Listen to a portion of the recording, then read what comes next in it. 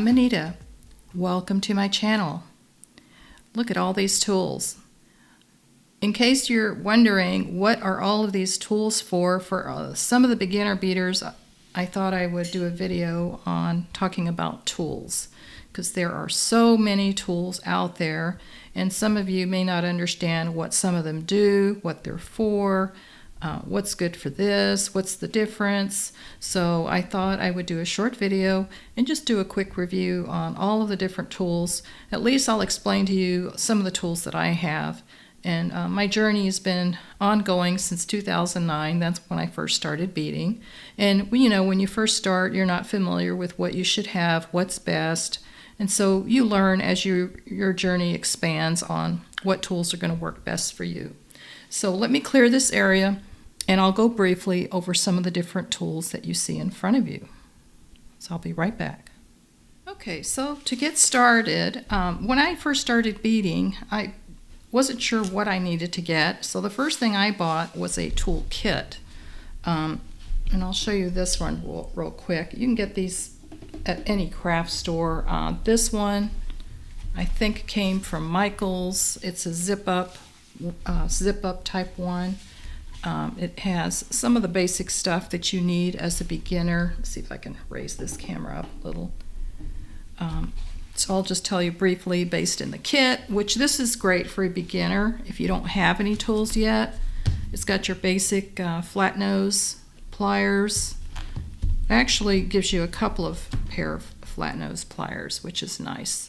This has a really skinny nose on it, which is good for tight places, and this is more of a flat type, great for bigger stuff. And then you have your round nose pliers.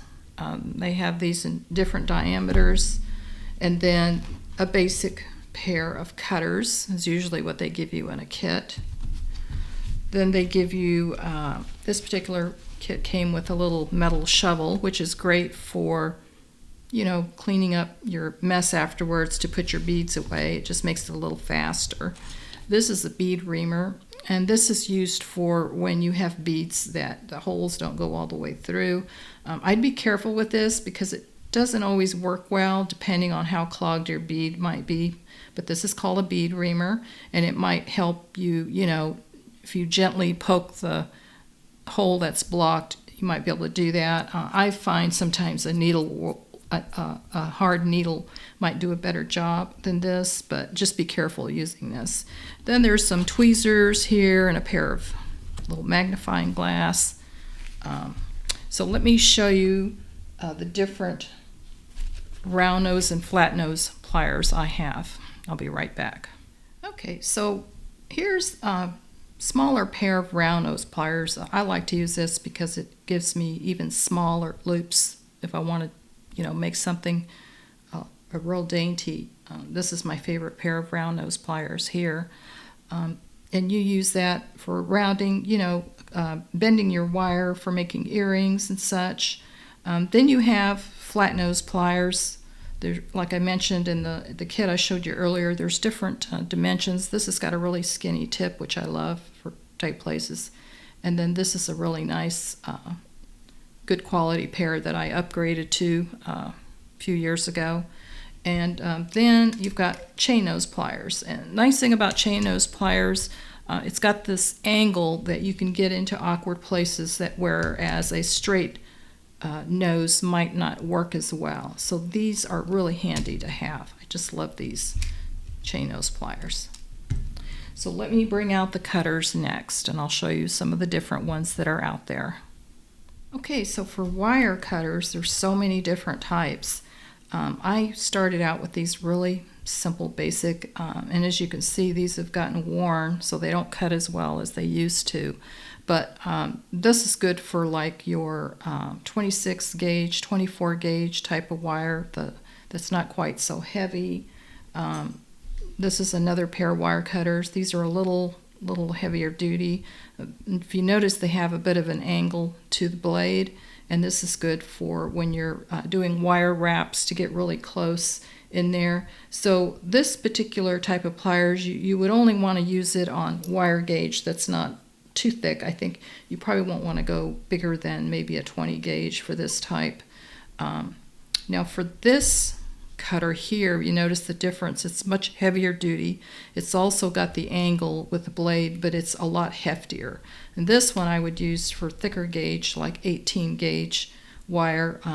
That's thicker, a little bit more harder type metals. This is really good for. Now these other two cutters I have here, these are really heavy duty. This would be like 16 gauge, really hard type of wire, and it's got a really nice grip to it. So this I bought because I was working with some kind of wire that my other ones weren't doing well with, and this works really great. Then you've got memory wire, and I don't know if you've ever worked with memory wire, but you don't want to use your regular cutters on memory wire because that is super hard to cut. Now this cutter here is especially for memory wire. So if you are working with that type of metal, I would make sure and recommend that you did invest and get a pair of these, because it'll save your other cutters, because you can ruin your regular cutters with trying to cut memory wire. But this is specifically for memory wire. So let me bring on the next set of tools. Now these two tools here are two different type of crimping pliers for when you have to put a crimp tube over a finished piece. Now this was the very first set that I bought, where it has the little bend here in the middle. That's where you make the fold in the crimp, and then you use this first little space here for like crimp balls that you want to just squeeze them to fasten them without crushing them. That works good with that, but you have to be kind of careful. I'm currently looking at a different type of pair of crimp pliers that's got a bigger roundness to it, and I haven't gotten those yet, but that's next on my list. And then this is a little bit better quality crimp tool. It's a little more expensive, but it works great. I like this one much better. It's got a really nice bend here. See that little V shape there that gets the fold in the crimp nicely, and it's got 3 little channels to fold the crimp again, which work really nice. The other thing I like these for is that they have a very narrow point, and sometimes I use this working with opening and closing jump rings or wire wrapping, because it's got a really nice thin point to it and flat. So this works really nice. So hold on and I'll bring my next set out. So these are a little bit more specialized tools. I'll go over these quickly if you've seen these and you don't really know what they do. This one that's got a straight end and a bend look like a broken pair of pliers. But really these are great for opening split rings. You know, split rings like on your keychain that you're trying to open and you break a few fingernails to get the keys on. Well, this is a split ring opener, and you just press it on your split ring and it opens it enough that you can either put it on whatever you're trying to fasten it to or pull it off. So this works really nice, and I have used this because I use split rings on some jewelry, and I'll show you one. Let me go ahead and grab that real quick and I'll show you how it works. Okay, now that is a split ring. I don't know if you can see that. And this is where this comes in really handy. So if I needed to put this on a bail or something to avoid breaking my fingernails, you get your split ring and you place the bent point over where you want to open it, and you notice how that opens it nicely.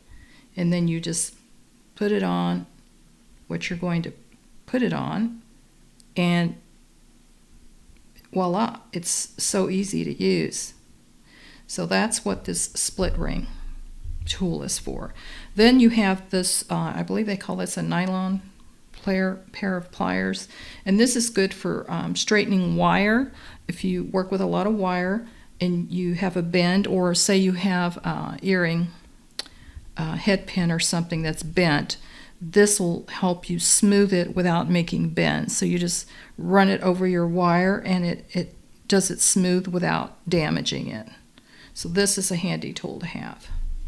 Now these 3 tools here, I started out with this. These are good for doing different size O-rings. So you take your wire, whatever gauge, and you wrap it around, and then you can make your own O-rings using these tools, which is really nice. So if you're doing also wire wrapping, say you're wanting to do special coils to go around beads, this is a really nice tool to have. This is also another type of bead so that you have consistent size O-rings if you want to make your own jump rings. This is really handy. So there's like 6 different diameter sizes on here, and you just wrap, your coil your wire around that, and you'll have consistent uniform O-rings.